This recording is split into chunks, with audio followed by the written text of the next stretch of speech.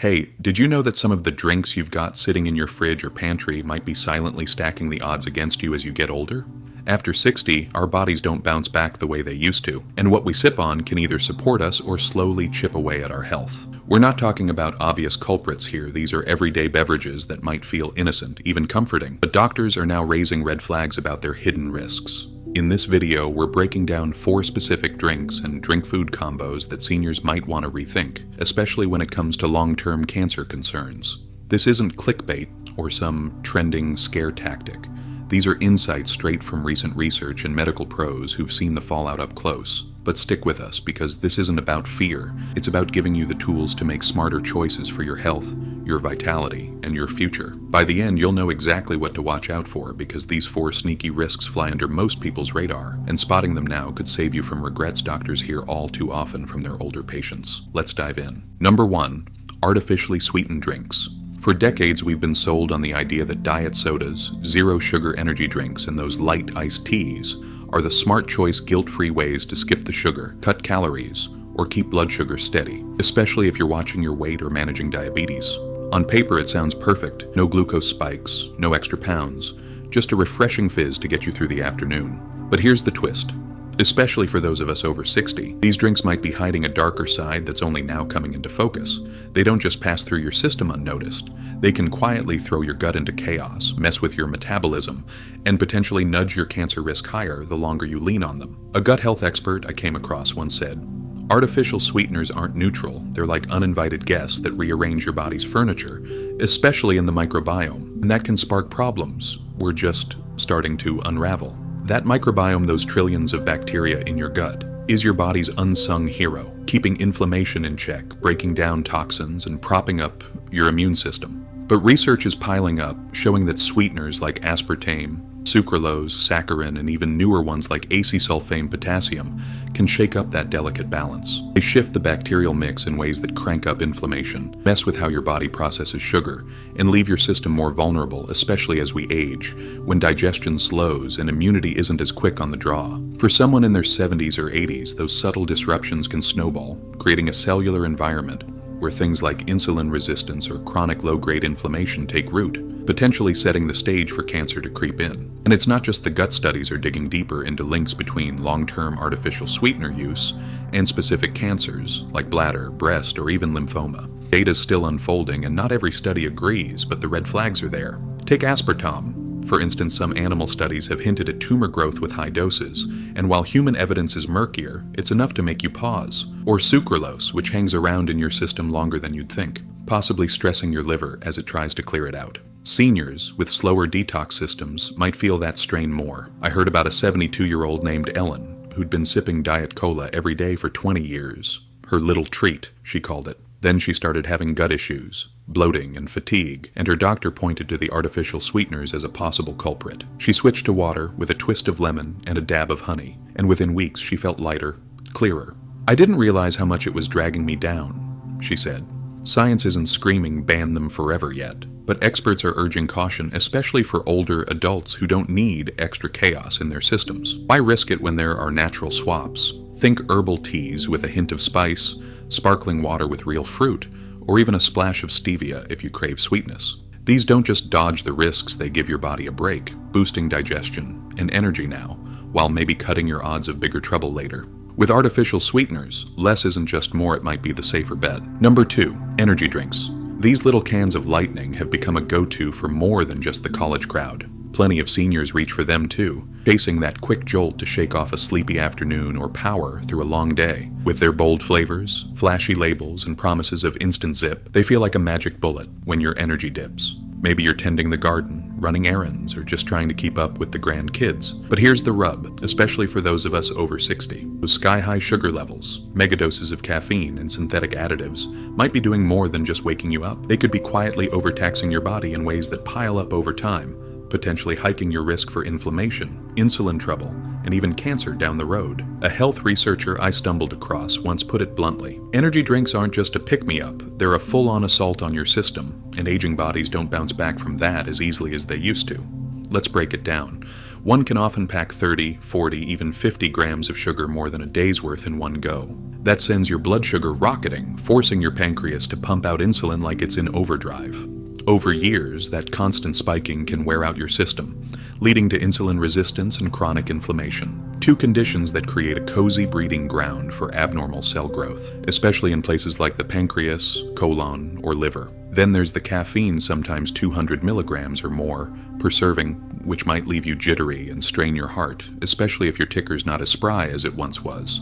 But it's not just sugar and caffeine. These drinks are loaded with artificial extras taurine, guarana, synthetic vitamins, and chemical preservatives that your body has to wrestle with. Some of those additives, like certain artificial colors or flavorings, have raised eyebrows in studies for possible carcinogenic effects, though the jury's still out. Take Red 40 or Yellow 5 found in some brands, which have been flagged in lab tests for potential cell damage, even if human links are fuzzy. And don't forget the acidity energy drinks can be harsh on your stomach lining, which for seniors already dealing with slower digestion or reflux is like adding insult to injury. I heard about Mark, a 68-year-old retiree who swore by his daily energy drink to get through his yard work. It was like rocket fuel, he said, grinning until a routine checkup showed his blood sugar creeping up and his doctor tied it to the habit. I thought it was harmless, he admitted. He ditched them for green tea and a banana instead of natural energy that didn't crash him.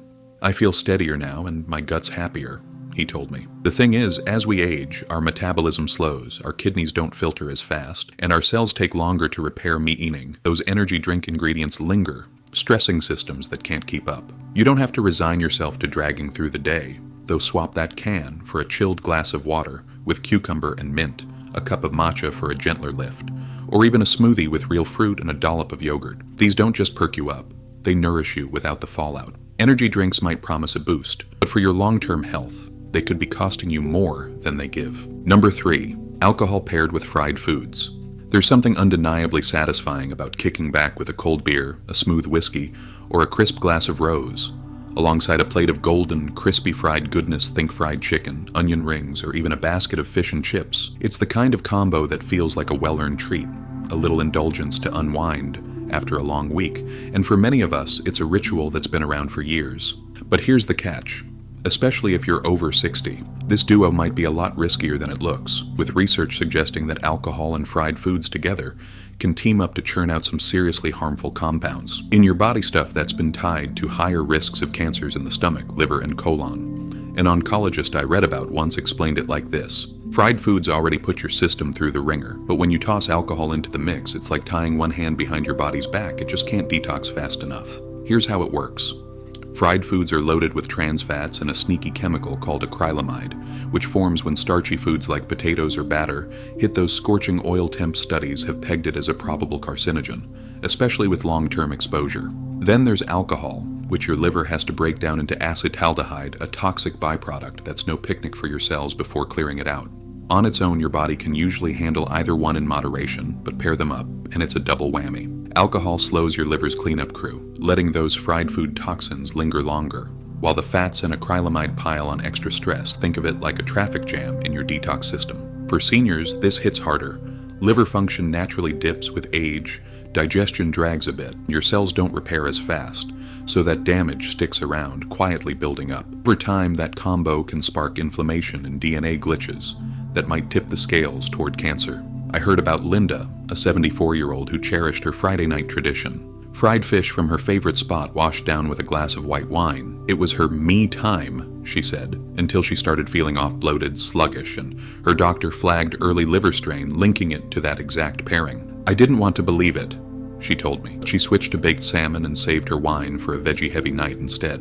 I still treat myself, she laughed, just smarter. The science backs her up. Studies, like ones from the World Health Organization, have long flagged processed and fried foods as troublemakers. Alcohol's role in amplifying that risk is getting clearer. It's not about swearing off every fry or glass forever. Moderation's key. But if you're sipping, maybe skip the deep-fried sidekick and go for grilled chicken, roasted veggies, or a hearty salad instead. Your body's already working overtime as you age. This is about giving it a fighting chance, not a heavier load. Small tweaks like that can keep the joy without the gamble. Number 4, super hot soups or broths. There's something deeply comforting about wrapping your hands around a steaming bowl of soup or broth. Maybe it's a rich chicken noodle, a spicy miso, or a simple veggie stock simmering with herbs, especially when the air turns crisp or you just need a little warmth in your bones. It's more than a meal, it's a ritual, a quiet moment of coziness that feels like a hug from the inside out.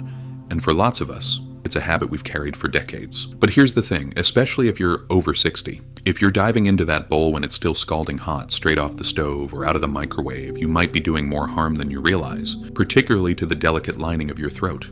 Experts are finding that sipping liquids hotter than 130 or 140 degrees Fahrenheit can irritate your esophagus over time, and studies across places like Iran, China, and South America, where super hot drinks are a cultural staple, have linked that habit to a noticeable uptick in esophageal cancer risk. A throat specialist once broke it down like this. It's not the soup or broth itself, it's the heat. That repeated burn is like sandpaper on your esophageal lining, and as you age, your body's less equipped to fix it. Here's why it matters. Every time you gulp down something that hot, it's not just a fleeting sting, it's a tiny thermal injury, stripping away the protective mucus layer and leaving raw, inflamed tissue behind. For seniors, that's a bigger deal. Our mucosal linings thin out with age, and our cells don't bounce back as fast. So those little insults stack up, sparking chronic inflammation, and over years, cellular changes that can turn precancerous. Think of it like a sunburn you keep repeating eventually. The damage digs deeper. I heard about Clara, a 77-year-old who lived for her nightly broth, brewed strong and served so hot she'd blow on every spoonful. It's how I unwind, she said, until a nagging sore throat sent her to the doctor, who pointed to that piping hot habit as a possible trigger. She started letting it cool for 5 minutes, first still warm, just not blistering, and then added a splash of cold water if she was impatient.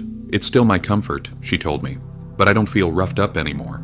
Research backs this up. Studies show that waiting until your drink dips below 120 degrees Fahrenheit slashes that risk. And it's not just about safety. Flavors actually bloom more when they're not scalding your taste buds, us. With today's insulated bowls, it'll stay plenty warm without rushing you. For someone like Henry, a 79-year-old who loved his ramen boiling hot, the switch was tough.